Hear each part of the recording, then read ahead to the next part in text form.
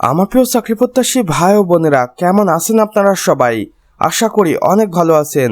দেখুন আমার প্রিয় ভাই ও বোনেরা, আমাদের আজকের এই গুরুত্বপূর্ণ নিয়োগ বিজ্ঞপ্তির ভিডিওটি, যেখানে আপনি এমন একটি নিয়োগ বিজ্ঞপ্তি দেখতে পাবেন যেটা দেখে আপনার অনেক ভালো লাগবে যদি আপনি এই নিয়োগ বিজ্ঞপ্তিটির জন্য অপেক্ষা করে থাকেন।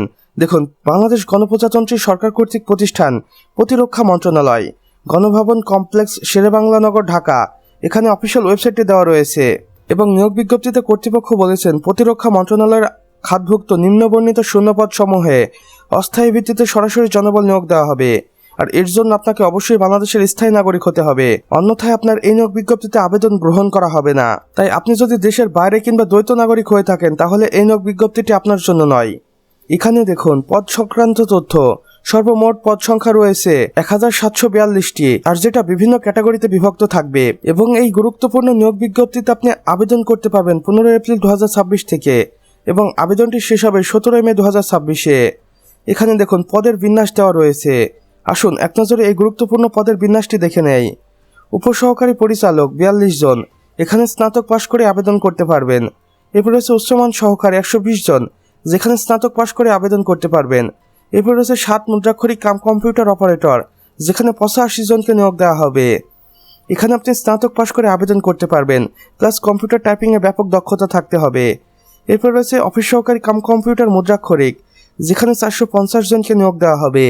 এখানে আপনি এইচএসসি পাশ করে আবেদন করতে পারবেন। সর্বশেষে রয়েছে অফিস সহায়ক বা এমএলএসএস, যেখানে সর্বমোট 1045 জনকে নিয়োগ দেওয়া হবে, যেখানে আপনি এসএসসি পাশ করে আবেদন করতে পারবেন। আমার প্রিয় চাকরি প্রত্যাশী ভাই ও বোনেরা, এখানে দেখুন আবেদনের শর্তাবলী ও নিয়মাবলী। আবেদনকারীর বয়স হতে হবে 18 থেকে 30 বছরের মধ্যে, এবং বীর মুক্তিযোদ্ধা ও অন্যান্য ক্ষেত্রে যাদের কোটা রয়েছে তাদের জন্য 32 বছর পর্যন্ত শিথিলযোগ্য। অনলাইনে আবেদন করতে হবে, এবং অবশ্যই আবেদন ফি আপনাকে টেলিটক সার্ভিস চার্জ সহ প্রদান করতে হবে আবেদন করার 72 ঘন্টার মধ্যে। এবং এই সময়ের মধ্যে যদি আপনি আবেদন ফি না দিতে পারেন তাহলে অবশ্যই আপনার আবেদনটি বাতিল হয়ে যাবে। এরপর দেখুন প্রয়োজনীয় কাগজপত্র কি কি লাগবে।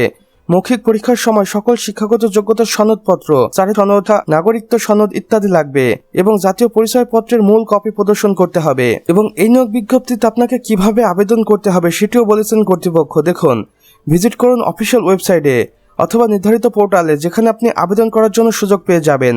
অ্যাপ্লিকেশন ফর্মে ক্লিক করে আবেদন কাঙ্ক্ষিত পদটি নির্বাচন করুন, নির্ভুলভাবে সঠিক তথ্য প্রদান করুন, এবং রঙিন ছবি ও স্বাক্ষরিত ছবি আপলোড করুন।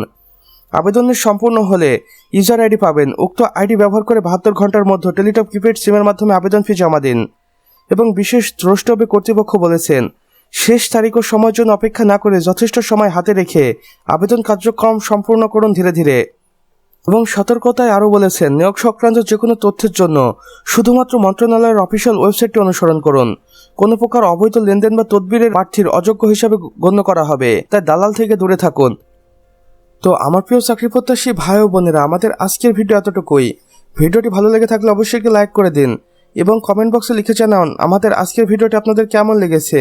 চাইলে অন্যান্য বন্ধু বান্ধবদের সাথে শেয়ার করতে পারেন, যেন আমাদের নতুন ভিডিও নোটিফিকেশন আপনার কোনোভাবে মিস না হয়ে যায়। আমাদের সম্পূর্ণ ভিডিওটি দেখার জন্য আপনাকে অসংখ্য ধন্যবাদ।